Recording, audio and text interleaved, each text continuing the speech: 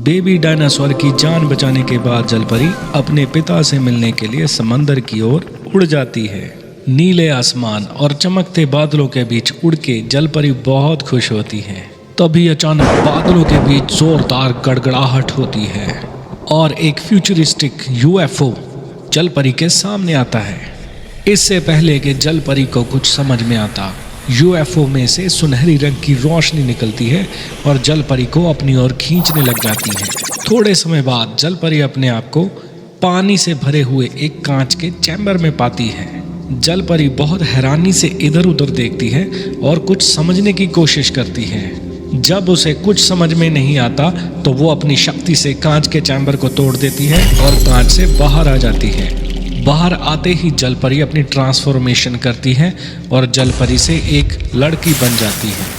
जलपरी गुस्से से यूएफओ को बर्बाद करने ही वाली होती है कि सामने से दरवाज़ा खुलता है और दो हथियारबंद एलियंस उसके सामने आते हैं और जलपरी को अपने साथ चलने के लिए कहते हैं।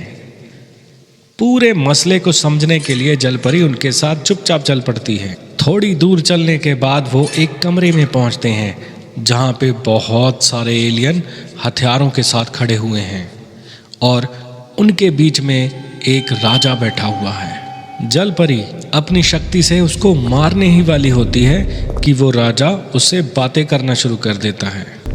वो जलपरी को कहता है कि मेरा नाम ज़ायरॉन है और मैं सेलेस्टारा प्लैनेट का राजा हूँ। दरअसल हम तुमसे एक मदद चाहते हैं। जलपरी बहुत हैरान होती है और उससे पूछती है, कैसी मदद? फिर किंग बताता है कि दरअसल उनका प्लैनेट धीरे धीरे दम तोड़ रहा है, जिसकी वजह से उसके लोग मारे जा रहे हैं।